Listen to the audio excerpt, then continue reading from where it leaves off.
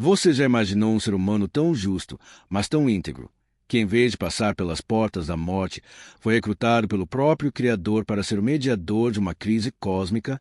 No vasto universo das tradições antigas, existe um personagem que rompe as fronteiras entre o céu e a terra de uma forma que nenhum outro profeta jamais fez. Seu nome é Enoque. Na Bíblia, ele é mencionado brevemente, e andou Enoque com Deus, e não apareceu mais, porquanto Deus para si o tomou. Mas o que aconteceu nesse andar com Deus? Para responder a isso, precisamos mergulhar nos textos apócrifos, especialmente o livro de Enoque, onde descobrimos que ele não foi apenas um patriarca, mas o diplomata do universo, o único homem capaz de transitar entre a pureza do trono divino e a escuridão dos anjos caídos. A rebelião dos vigilantes. Para entender o papel de mediador de Enoque, precisamos entender o caos que estava acontecendo. Segundo o relato antigo, um grupo de 200 anjos de alta hierarquia, conhecidos como os vigilantes ou Grigori, abandonou sua morada celestial. Liderados por Semiasa e Azazel, eles desceram à terra atraídos pelas filhas dos homens. Mas o crime deles foi além do desejo. Eles corromperam a humanidade ensinando artes proibidas, a metalurgia para a guerra, a astrologia, a feitiçaria e até a vaidade.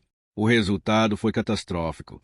O cruzamento entre anjos e humanos gerou os Nefilim, gigantes devoradores que mergulharam o mundo na violência. A terra, em agonia, clamou aos céus. E é aqui que a figura de Enoque se torna central, o chamado do mediador. Enquanto a humanidade se perdia, Enoque vivia em um estado de pureza tal que sua frequência espiritual estava alinhada com o Criador. Ele era um escritor de justiça. Surpreendentemente, quando o julgamento de Deus começou a pesar sobre os anjos rebeldes, eles não recorreram a outros anjos para pedir perdão. Eles sentiram tanto terror que recorreram a um homem. Os vigilantes imploraram a Enoque que ele escrevesse uma petição em nome deles. Imagine a cena. Seres espirituais poderosos, que viram a fundação do mundo, tremendo diante de um mortal, pedindo que ele fosse seu advogado de defesa. Enoque aceita o fardo. Ele escreve o memorial das orações daqueles anjos caídos. Em uma visão profunda, é levado pelos céus para entregar o documento ao Rei do Universo. O veredito inflexível. O papel de Enoque como mediador coloca em evidência uma hierarquia espiritual fascinante. Ao chegar diante da glória suprema, em um palácio de cristal e fogo, Enoque ouve a resposta de Deus. E a resposta é um choque de realidade. Vai e diga aos vigilantes: vocês deveriam interceder pelos homens, e não os homens por vocês. Deus estabelece através de Enoque que a ordem foi invertida. Aqueles que deveriam ser os guardiões da humanidade se tornaram seus corruptores. Como mediador, Enoque tem a difícil missão de voltar ao abismo e anunciar aos seus antigos mestres espirituais que não haveria paz, nem perdão, nem ascensão para eles. Ele se torna o porta-voz da justiça divina. A metamorfose de Enoque. Mas por que Enoque? Por que Deus escolheria justamente um homem, feito do pó, para julgar seres que foram feitos de luz e fogo? A resposta reside em uma transformação sem precedentes na história espiritual da humanidade. A tradição mística sugere que, ao aceitar o papel de mediador, Enoque precisou deixar de ser apenas humano. O reino espiritual não é apenas um lugar, é uma frequência. E para que Enoque pudesse suportar a presença direta da glória suprema sem ser consumido, ele passou por uma transfiguração radical. Alguns textos mais profundos, como o terceiro livro de Enoque, descrevem esse processo de forma vívida e até assustadora. Narra-se que, ao ser elevado às esferas superiores, a carne de Enoque foi transformada em chamas vivas.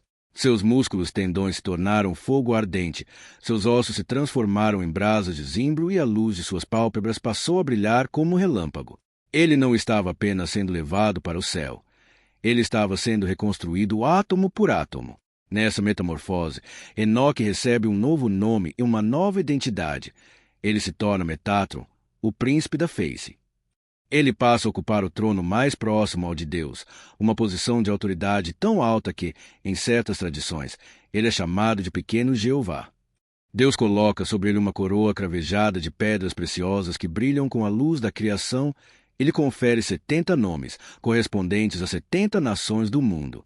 Como Metatron, o papel de mediador de Enoque atinge seu ápice.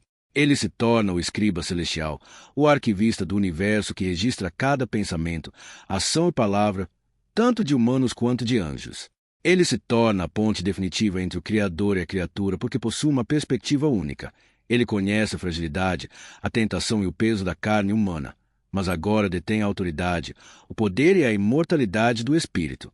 Ele é o lembrete vivo para os anjos de que a humanidade, embora inferior em força, pode ser elevada acima das estrelas através da justiça. O legado do mediador. O papel de Enoque como mediador nos ensina algo profundo sobre a visão dos antigos sobre a humanidade. Ele representa a ideia de que o ser humano, através da retidão, pode alcançar um estado de compreensão que supera até mesmo os seres celestiais. Ele não foi apenas alguém que sumiu. Ele foi alguém que assumiu a função de manter a ordem entre o visível e o invisível. Embora essas histórias não tenham sido incluídas na maioria das Bíblias modernas, a influência de Enoque como mediador moldou séculos de teologia, literatura e a nossa própria curiosidade sobre o que existe além do véu. Ele permanece como símbolo do homem que caminhou tanto com Deus que acabou se tornando o elo entre o pó da terra e o fogo do céu.